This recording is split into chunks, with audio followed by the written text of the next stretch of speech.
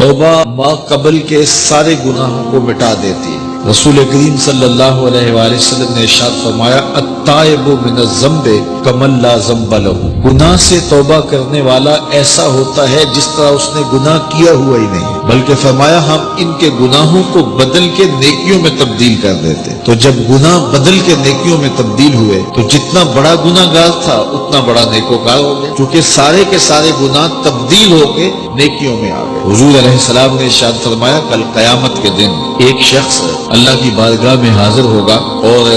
اللہ تعالیٰ اس کو نامہ اعمال دے گا اور فرمائے گا اسے پڑھ، تو وہ جب اپنے نامہ اعمال کو پڑھنے لگے گا تو جو بڑے بڑے گناہ ہوں گے تو اللہ سے شرم اور حیا کی وجہ سے وہ نہیں پڑھ پائے گا، تو چھوٹے چھوٹے گناہ پڑھتا جائے گا تو بڑے بڑے گناہوں کو نظر انداز کرتا جائے گا، چھوڑتا جائے گا۔ تو جب وہ سارے گناہ پڑھ لے گا تو اللہ تعالیٰ ارشاد فرمائے گا بندے یہ جو تو نے جتنے گناہ پڑھے ہیں نا میں نے سب کو بدل کے نیکیوں میں تبدیل کر دیا۔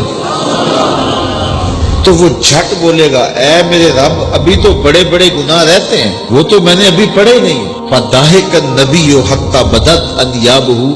حضور اتنا مسکرائے کہ حضور کی داڑھیں نظر آنے لگی۔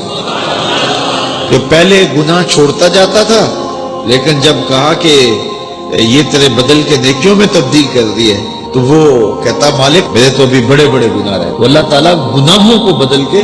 نیکیوں میں تبدیل کرتا ہے، تو جتنا بڑا گناہ گار ہوا اتنا بڑا نیکوکار ہوا، اور یہ اللہ کے لیے کوئی مشکل نہیں ہے۔ اگر سمندروں کی جھاگ سے بھی زیادہ گناہ ہے، رب کہتا ہے میری چوکھٹ پہ آؤ تو صحیح،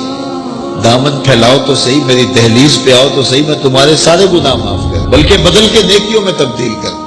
توبہ کی شرائط 3 ہیں۔ پہلی شرط یہ ہے کہ جو گناہ کیا ہے اس پر ندامت، دوسرا یہ ہے کہ اس کو ترک کرنے کا پختہ عزم مصمم، اور تیسری چیز یہ ہے کہ آئندہ اس کو کبھی بھی نہیں کروں گا۔ اگر یہ 3 شرطوں کے ساتھ کوئی اللہ کے حضور حاضر ہو جاتا ہے تو وہ سچی توبہ ہے۔ لیکن محض کسی مجلس کے اندر توبہ توبہ پکار اٹھے، جس طرح وہ گاڑی والا ایکسیڈنٹ دیکھتا ہے تو رکتا ہے، 5 لاشیں گری ہوئی ہیں تو وہ ٹیپ بھی بند کر دیتا ہے، سارے بس والے توبہ توبہ پکارنے لگ جاتے ہیں، 1.5 کلومیٹر کے بعد پھر دوبارہ وہ بٹن دبا دیتا ہے اور پھر وہی گانے اور وہی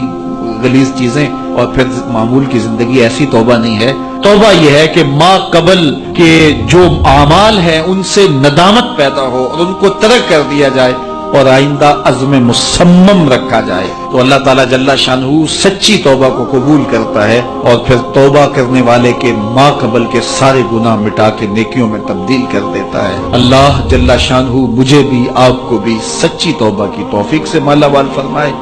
اور زندگی کی ایک ایک ساتھ اپنے دین کے لیے گزارنے کی توفیق دے۔